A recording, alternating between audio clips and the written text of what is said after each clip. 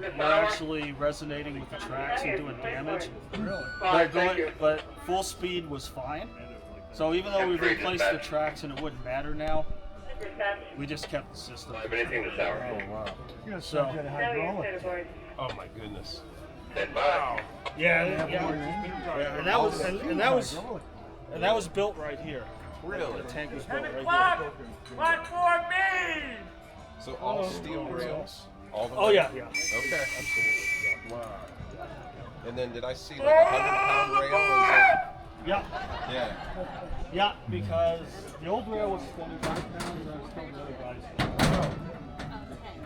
So the problem with the 25 pound rail. I go, yeah, my big Tarzan yellow. Look at this rail. You see how tall it is. May I have your attention, please? We are now boarding the 10 o'clock departure. Based on the Please make your way out to the train. Oh, is that how they do that? Okay. Once again, we're boarding Okay. at 10 If you o'clock measure 3 departure. feet, it should Not weigh stopping to 100 get office to get your physical tickets. And Please do so now. the 25 was a Thank you and enjoy your 3-foot trip. piece. It's 25 pounds. Well, the stuff was about this tall. So you had to have wooden pieces parallel under it to bring it up to the rock. Major. Alright, 12 D&E, right hand side as you go down the aisle. 12B and 12C, left hand side, right hand side. 5C, 5D, 5E, right hand side as you go down the aisle. Hey, Mike. Hello. And you're right up front. Right up front. How you doing? I'm great, how are you? I'm fine. Better than it would have been 2 days ago. That's what she said. She goes, good thing we didn't do this right for the white bars. Hello. Hey. There's another one? Yep. Where it travels about 55 miles, it joins in with the Connecticut River at the Vermont-New Hampshire border. From there, it runs south through Vermont into Massachusetts, down into Connecticut, where it dumps into the Long Island Sound and eventually the Atlantic Ocean. Now we're starting our trip today at 2,700 feet. Now we're going to climb to the top of Mount Washington at 6,288.2 feet.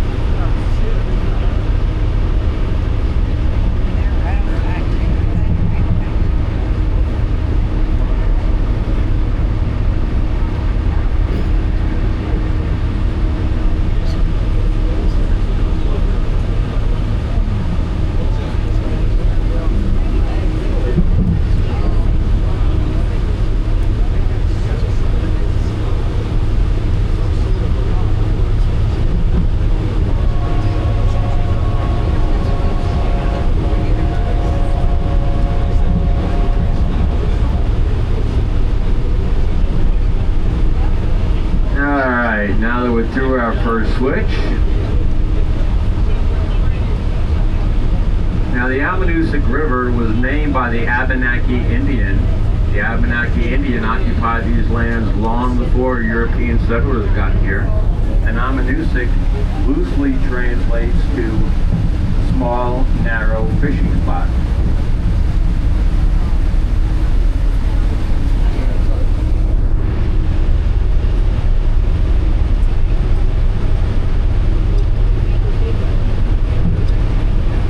Now Steve is back there pushing us up the mountain on a 650 horsepower John Deere Marine diesel engine. Now here in just a minute, he's going to push us up to full operating speed. So I want everybody ready for this blast of acceleration. I need you to hold on to hats, glasses, children, spouses, preferably your own. And brace yourself for this massive blast of acceleration, all right? I just don't want anybody to be surprised. All right, here we go.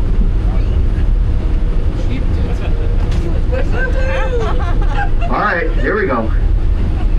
There's a dual trail right Here we go. Here we go.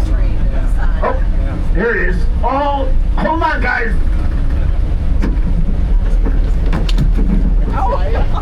That was Engineer Steve blowing his unicorn to let us know we have cleared the base station, and we're up to our cruising speed of exactly 5 miles an hour.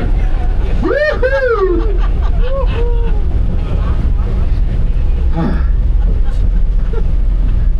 Well, I've got you guys for about the next 40 minutes. I can share some of the history of the mountain down the Cog Railway that you're riding on today if you like. Yes. All right, let's do it. Truth be known, I was going to do it anyway. But the Cog Railway, you're not only riding a piece of New Hampshire history, you're riding a piece of U.S. history, you are also riding a piece of world history as you are on the very first mountain climbing Cog Railway ever built. This was the brainchild of a gentleman by the name of Sylvester. Oh, look to your right. Right here. Oh, look to your right. Everybody look. That's my favorite.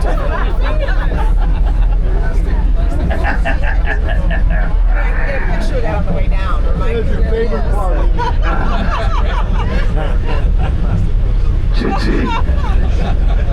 And for the record, Mike 1, Coach 0. Alright guys, that is our Cog Moose. We do have a story about the Cog Moose. We used to have a real moose back there, out of the taxidermist obviously. We didn't know if it was male or female until one mating season when an amorous male came around, and when she didn't show near the interest he'd hoped for, he destroyed her. So we had to go out and get our absolutely, completely real, authentic, genuine plastic Cog Moose. Alright guys, if you just want to start walking up and taking some pictures, this is a great time to start coming up taking some pictures. I will step off to the side, let you have a clear view. Now I will let you know, if you're taking pictures like this, you can take some wonderful, wonderful pictures. But if you happen to come up here and start doing this, It could be bad. no, I'm going to photobomb you. That's what I'm going to do.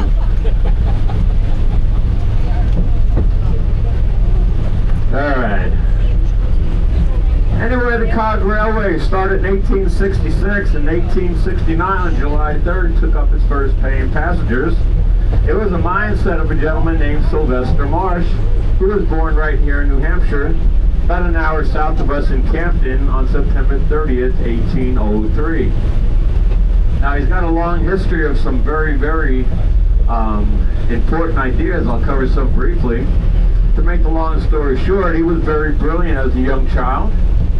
He was so brilliant that he was one of 11 children. He was number 9. He was much smarter than any of his siblings. He was also smarter than any of the children that were in his class. And his parents knew it, his teachers knew it, everybody knew it. And when it came to high school graduation, his parents knew they couldn't bring him back to Campden and just work the family farm. So they sent him off to the University of Boston, where he pursued his first engineering degree. It took him just over 3 years, but while he did that, unfortunately his mom had passed away about a year before he was complete, resulting in his dad selling off the farm and the family house, because most of the kids were up and gone by then. And he had nowhere to come back to. So once he graduated, he stayed up in Boston and worked for a meat packing plant. Now keep that in mind, that meat packing plant bid. So since he had nowhere to really come home to, he stayed in Boston. And after a while, he realized working for this meat packing plant for $12 a week, that wasn't going to suit him very well. So he decided that he was going to check out the gold rush going on the West Coast. He figured he was young, he was smart, he worked hard. Maybe he can line his pockets a little bit. Go out there and see how they mine gold. Maybe he can figure out a way to better do it. So, bought himself that ticket and off he went. Well, during his travels, he had a routine stop in Chicago for a train, crew rest, a train switch, etc. And when he was off the train that evening, he noticed that Chicago had a ton of potential. There it was, right in the middle of the United States, running east and west. And he saw these railroad tracks running in every direction, north, south, east, and west. You had the Great Lakes running steamships supporting the northern part of the United States and the southern part of Canada. And with all that potential, he decided to stay put right there in Chicago. Now, what happened over the next 32 years, I'm going to summarize very briefly to say, during his 32 years in Chicago, as of today in 2025, he's still considered the father and the entrepreneur of the modern meatpacking transportation industry.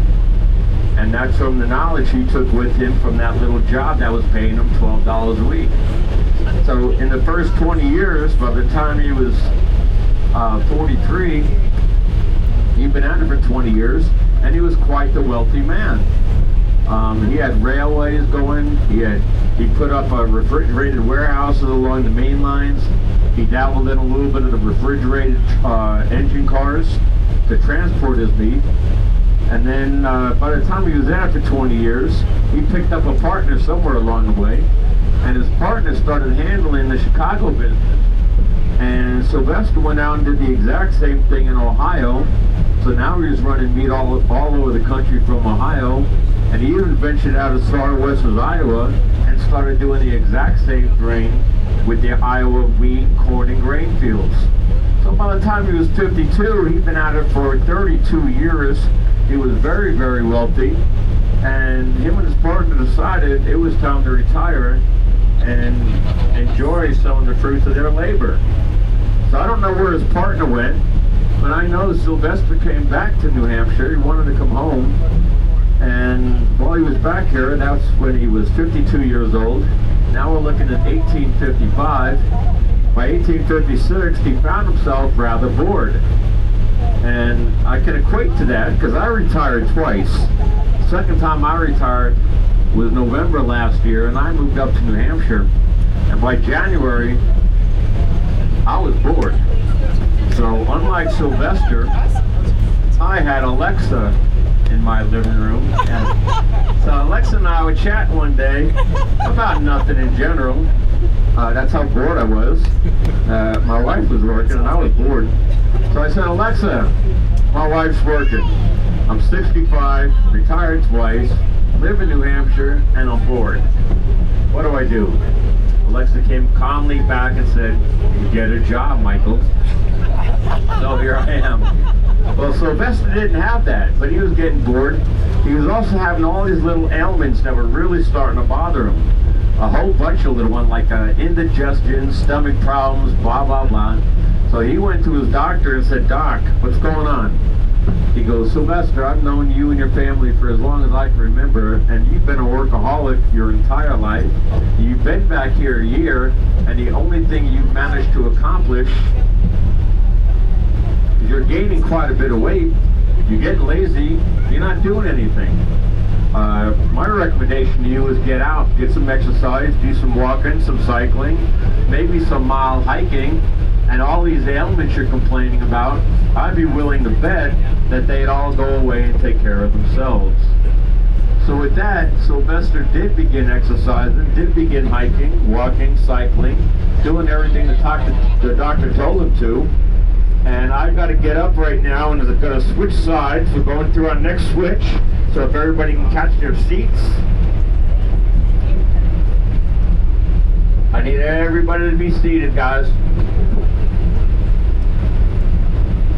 Once we're through the switch, you can get back up and move around, but during the switches, unfortunately, I need everybody seated.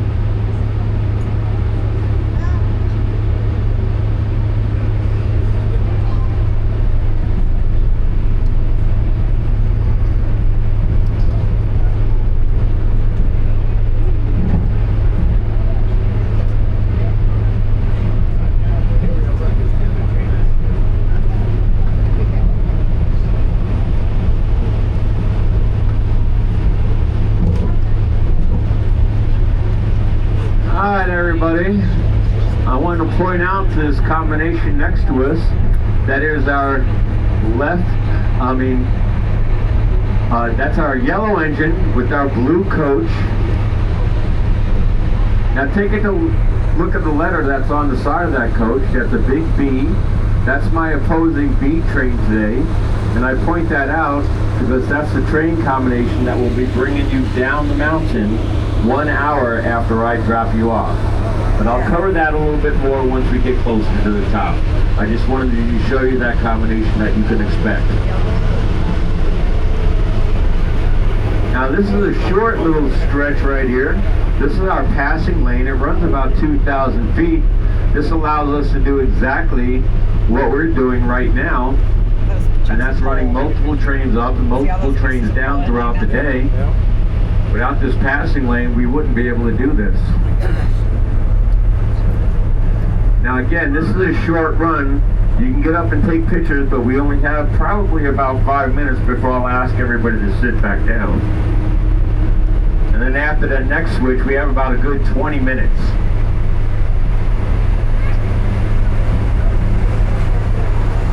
Coming down there.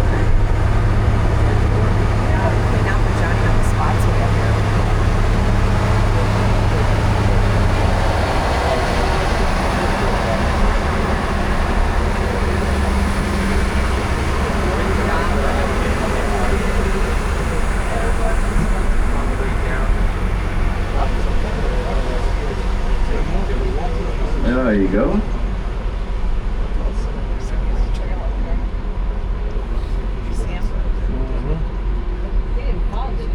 What are the buildings over there? Is that your Over here to the left?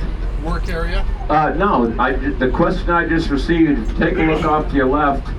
These three buildings, these are Wambach Station. They are all heated, and we do run all year long, but in the winter, since he was from New Hampshire, and he grew up right in the shadow of Mount Washington, he always wanted to climb it, but he never had. So on a beautiful August day in 1857, he decided to climb up Mount Washington. And knowing Mount Washington is unsafe to climb by yourself, he invited his best friend, who was also his pastor, up the mountain. And off they went. Now they started on the west side, much like we are, but they started much lower than our base station. They started roughly about 1,000 foot, where our base station starts at 2,700. And as they were climbing, everything was going great until they were above tree line. Now, if you don't know this little detail, Mount Washington has the lowest tree line of any mountain on the planet at 5,000 feet. No other tree line starts that low.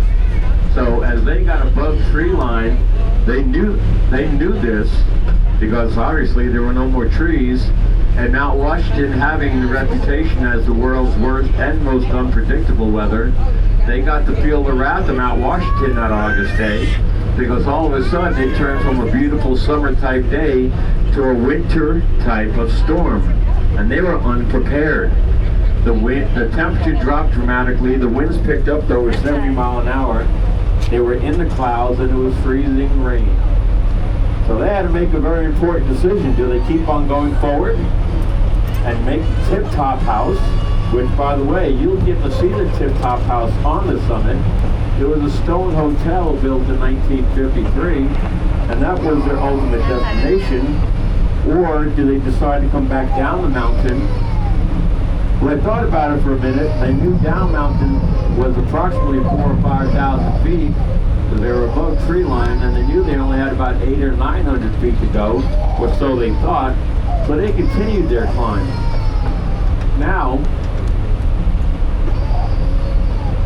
according to Sylvester's journal, that was read and found many years later, they made it to the summit of Mount Washington, but they didn't know they made it to the summit of Mount Washington.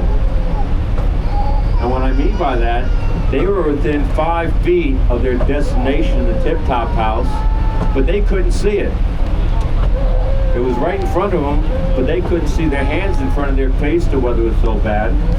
So they laid there on the side of the mountain, and again, according to his journal, they resigned to the fact that that's exactly where they were going to die. They were completely hypothermic. They could not use any body parts, and there they lay. Well, if it wasn't for a couple of people stepping out of the tip-top house just to have a look around and see if there was any kind of view, they stepped on those gentlemen, They found him. They pulled him into the tip-top house just in time. They found warmth. They found a warm meal. And they found a place to rest.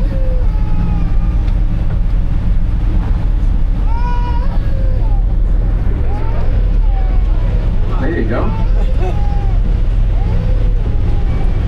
But the next morning, after they woke up, the mountain was a beautiful, beautiful view again. So they went out to look at it, and Sylvester was breathtaking. He couldn't believe the beautiful views he had of the mountain that morning.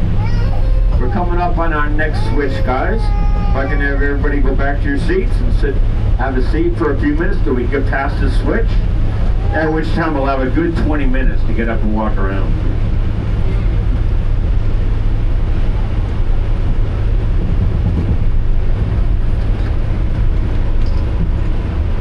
So there they were on the summit, and while Sylvester had no idea what he was going to do in retirement up until that moment, he knew now. He figured he had a mission. He had to figure out a way to get normal tourism to the top of Mount Washington to observe the view he was looking at in a safe manner without having to hike it and risk their lives. So now with that hike, Sylvester was determined he had a purpose in retirement. He didn't know how he was going to go about doing it yet, but he had his purpose in retirement. Well, about a week later, the pastor was over at Sylvester's house. They were talking about their climb, all facets of it, how close they were to death, how wonderful the views were, etc. And while they were talking, Sylvester happened to be working on his bicycle. He had it all tore apart like he did quite often, and he had the chain laid out off the bike on the ground. Now take a look at this rack system you have right here. Can you imagine this being a chain on a bicycle laid out flat? This rack system right here.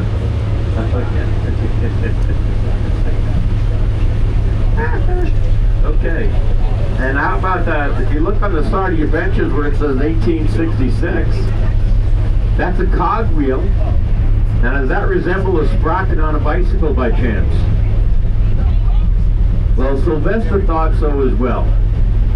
So with that, he thought, well, if I take this chain, make it very heavy duty, figure out a way to affix it to the side of the mountain, build a large pinion gear, or in our case, a cogwheel, drop a big steam motor on top of it, I think I found my way to safely bring tourism up to the top of the mountain.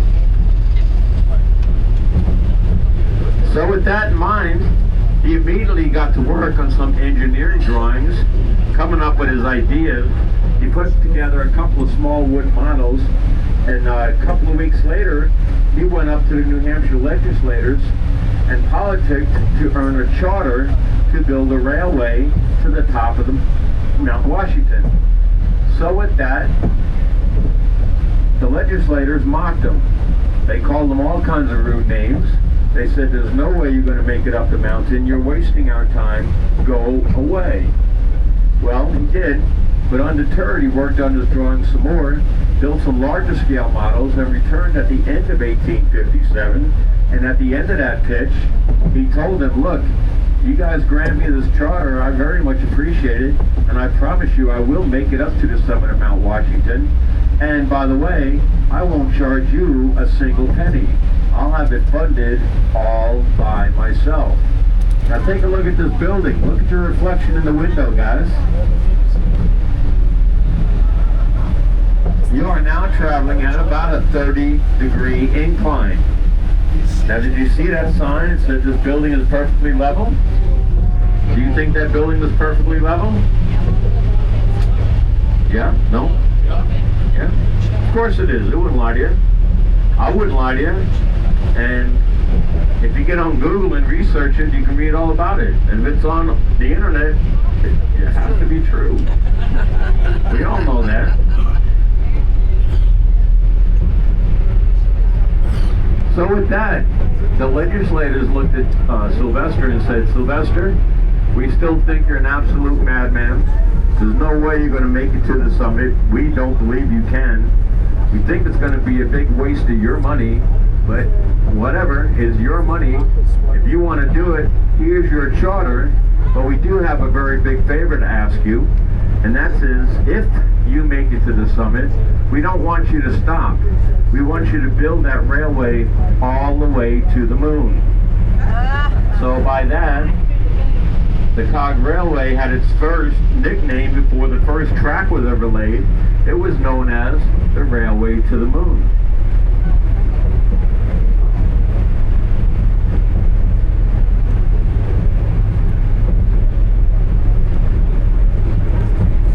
So with his charter in hand, he was ready to build.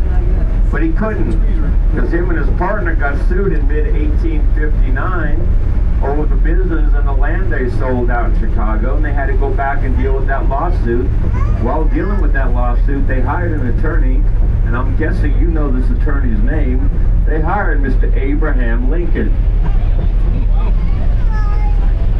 The Abraham Lincoln, that's correct. And in 1859 and 1860, he litigated their case in a court of law. Not only did he win their case, he won them both a very large, substantial of money. So there we are in 1860. He's got his lawsuit behind him. He's got his charter. He's ready to build, except what happened in 1860 that lasted through 1866? The Civil War.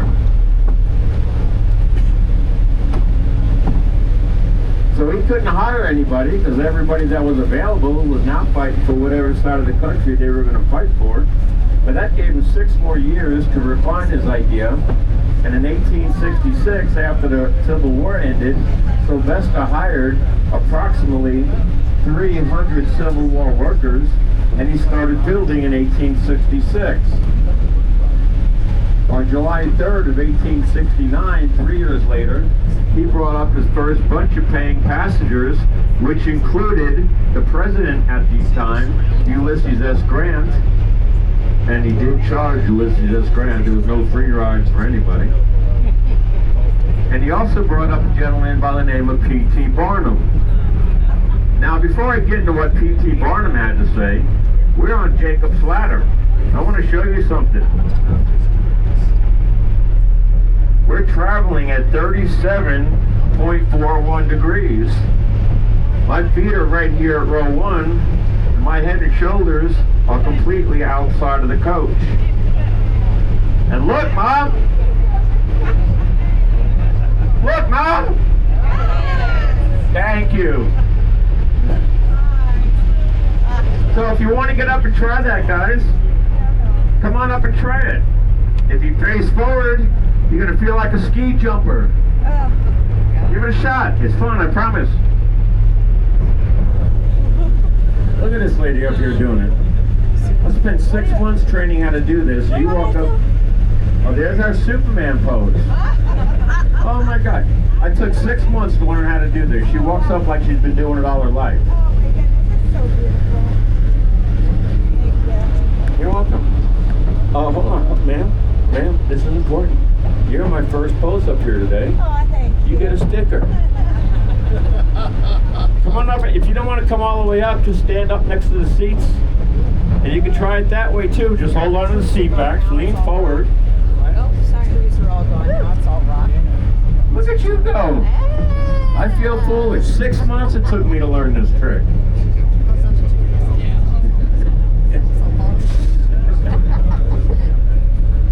Pretty. Very pretty.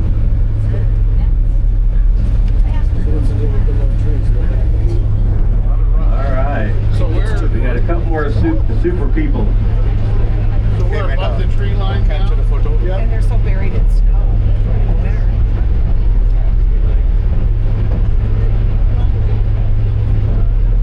Now, who's heard that Mount Washington has the world's most dangerous and unpredictable weather? You're looking at the reason why right here to our left. Stone has got That ravine right there. Hey, Meta, Light. capture a picture. What is it? kind of different stone. Yep. Hey, Meta, capture a video.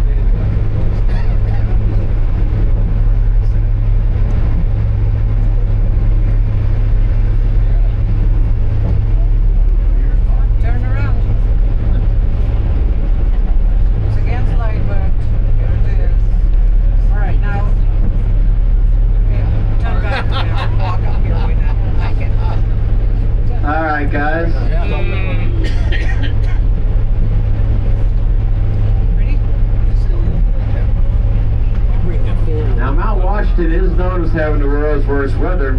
And this ravine over here to your left is the reason why. This ravine creates a natural phenomenon much like a funnel does. Now, if you had a funnel and you were holding it under your kitchen faucet and you were pouring in water very quickly, some water would squeeze out of the bottom of that funnel, and when it did, believe it or not, it's at a higher speed and higher pressure than what it's going in at. And if you put on too much water in the funnel starts overflowing because all that water can't make it out of the bottom. That's what's happening over here.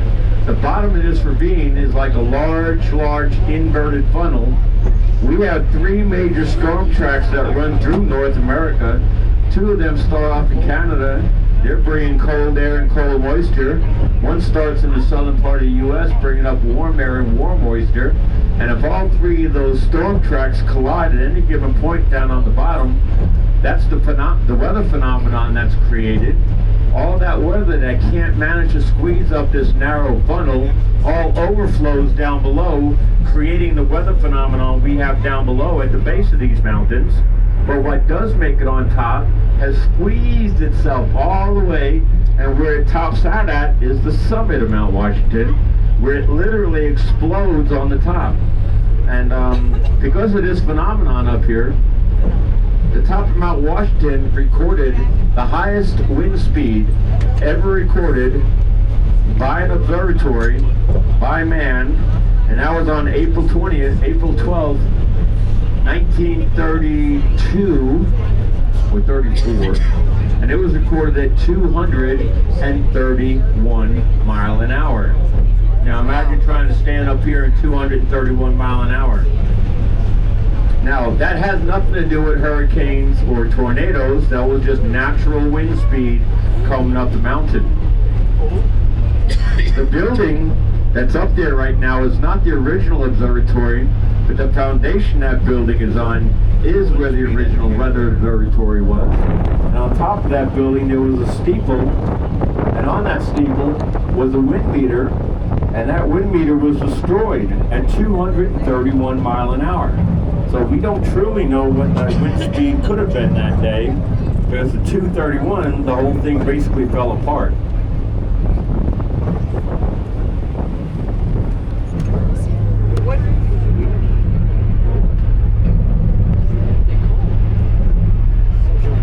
But towards the end of this, I mentioned I was going to finish the T.C. Barnum side of the story. When he got on top, he looked at Sylvester, and he told Sylvester, although I still believe I have the greatest show on earth, I believe you have the second greatest show on earth. So with that, the state of New Hampshire got a hold of what PT said, and they used what PT said to advertise the tourism and promote the tourism on Mount Washington. If PT said it's the second greatest show on earth, everybody had to come see it.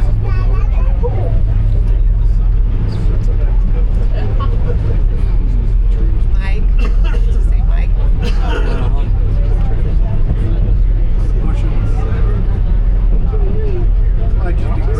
Just go.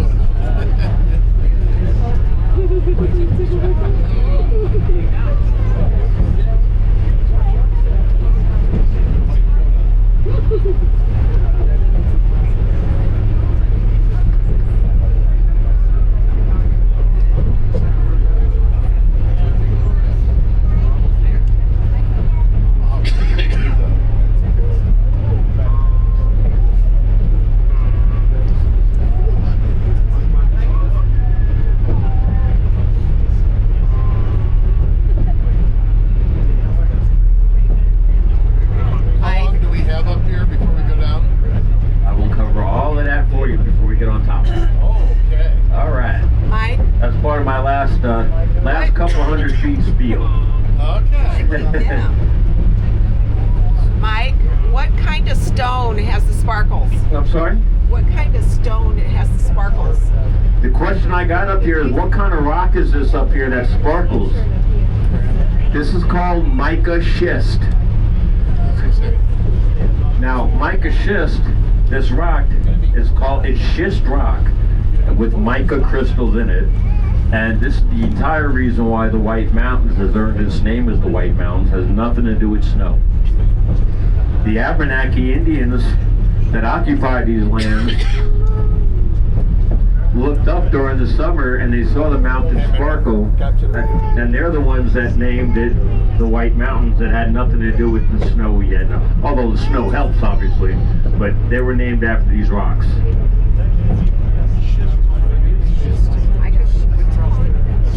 Now, we have any questions? Anybody got any questions? Yes, ma'am. Wildlife? That's a great question. All right, so the question was, do we have any wildlife up here? And the answer is, not really. We have little rodents, chipmunks, squirrels, maybe some mice. For the bigger mammals, there's no water supply up here for them, and there's no food. But what we do have up here is, you can see off to your left, we call these mammals hikers. We see a lot of hikers up here. They bring their own food and water, so they don't have to worry about grazing on the land and trying to find water. We have about 100,000 hikers a year that come up Mount Washington.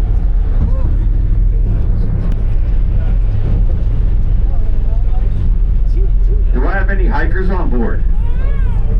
All right, I have a few. Anybody hike Mount Washington? Outstanding. 40 years ago. It's all right. 40 years ago, you still did it. Congratulations. And I say that because Mount Washington, on top of having the world's worst and most unpredictable weather, statistically proven, it is the most dangerous mountain in the world to climb. Did you know that, sir? This gentleman did. That's because statistically proven, Mount Washington takes more lives for every vertical foot of climb than any other mountain on the planet. So congratulations if you made it up Mount Washington, everybody. Now, I've been living up here. I grew up around this area and I love the White Mountains. I never climbed them until I moved back here last November. Anybody want to guess how many times I've climbed up Mount Washington? On a train or on a day? I got a few ones, and this gentleman right here with the fancy hat on says zero. Zero, another zero. I don't believe this. I'm up here working my butt off, trying to keep everybody safe. Yep, we're still safe. Trying to keep everybody entertained, and you show me zero love. I don't believe it. I should be very offended. I'm not, because you're not wrong. I have never hiked Mount Washington, but to my credit, I think about it often. I watch thousands of people do it every year. That's got to mean something. But mountain climbers to me are still people made out of rubber bands and elasticity. This old boy is made out of busted 2x4s. I can't afford to break another 2x4, so I ain't climbing it. But up here, what we're passing right now is we just crossed over the Appalachian Trail. Has anybody ever hiked the entire Appalachian Trail? Does anybody know about the Appalachian Trail? All right. Now, to my credit, I drive right past two trailheads for the Appalachian Trail. I never stopped there, though. I look at it. Now, if you look high and to your right, guys, you're looking at the summit of Mount Washington. That's the antenna that the Weather Observatory broadcasts from. That round cylindrical portion of the building is the Weather Observatory. And then what you're looking at is our destination. That is the Sherman Adams Visitor Center, where you can find a cafeteria up there that's got plenty of snacks, drinks, and there is a grill that should be open for food to order. There is a gift shop. There's a ranger station. There's also a COG railway ticket office that doubles as a post office, and it is manned by a COG employee. So, did you know Mount Washington has its very own zip code up here? You could buy a postcard and a stamp for about $1.11. You can mail it from the top of Mount Washington with its own zip code to anywhere in the world. And your mail will get down every day because the postman up there is a COG employee as well. Now I point out the ticket office because now this is the important part, everybody. We're coming up on our last switch, so I'm going to ask everybody to get back in your seats and remain there. I'd appreciate that very much. That's a 4,000-foot elevation if you started there. The ticket you have in your hands right now is your only guaranteed seat down the mountain. 55 minutes, so take a look at your watch or your phone. When we get off this platform up here, in exactly 55 minutes after I drop you off, I need you back at that same platform. Listen for the train whistles, and that color combination should be the color combination that comes up and picks you up. Okay, the yellow with the blue. But the most important thing of all is you have to look for the B on the side of the coach. They can switch out equipment on me below and not tell me about it, but I don't anticipate that happening. So I think that the yellow train with the blue coach will pick you up 55 minutes after you get here. Now I want to personally thank everybody for being here today and supporting the Cog Railway. Without your support, I might not have the opportunity to do something I really enjoy doing. I love the White Mountains, I enjoy Mount Washington's history and the Cog Railway. Now on a more personal note, I want to personally thank everybody because believe it or not, 2 days ago we got 2.5 cords of wood delivered and I had the day off until we got busy today. And my boss called me this morning and as soon as he called me I said, yes I can. Because of you all being here, I got out of 10 hours of cutting wood today, so thank you very much. But as I left, my wife was upset at me, and I did remind her where the axe was.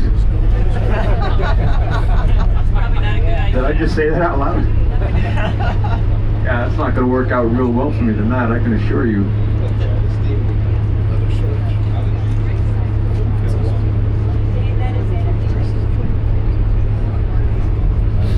Looks like we're going to be on the very first platform. Again, so as you depart, take a look at the time, be back on this platform in 55 minutes.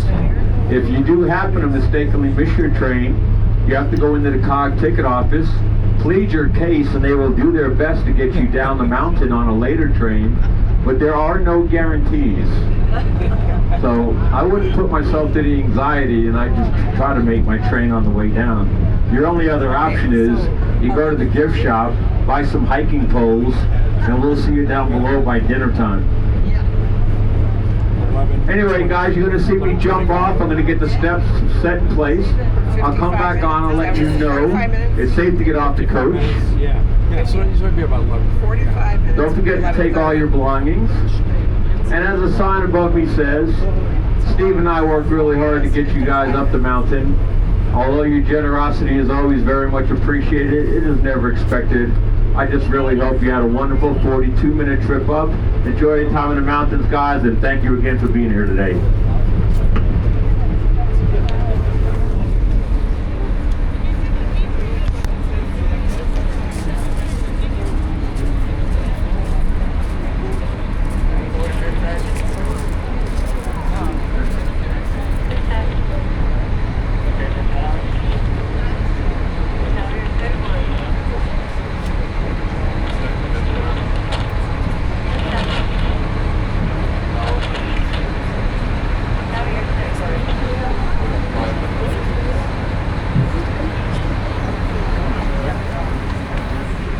Welcome to the rock pile, everybody. Have a great time on the mountain. Woo!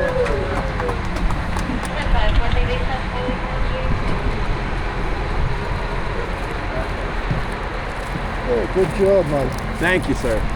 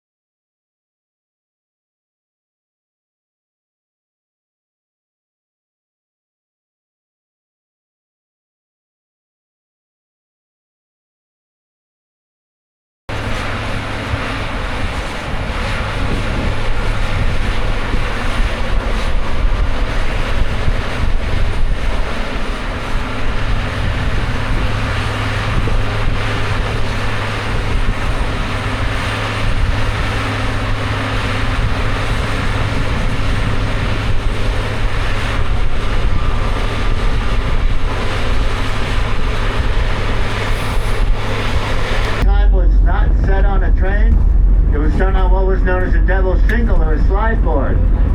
They used to print a newspaper up here on the summit called Among the Clouds. To get that paper down to the valley nice and early, they'd ride down on a slide board with a stack of papers.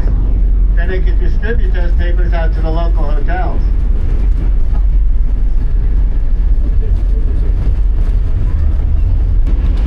On behalf of John, we want to thank you for riding with us today, folks. Certainly hope you enjoyed your trip. Picked a beautiful day to go up. Don't forget to stop in and check out the museum and gift shop. Please remain seated until we come up to a complete stop. Allow me to get to the back of the coach, get the platform all set for you. Please make sure you have all your belongings. And we do hope you get a chance to come back and ride with us again soon. Thank you very much, guys.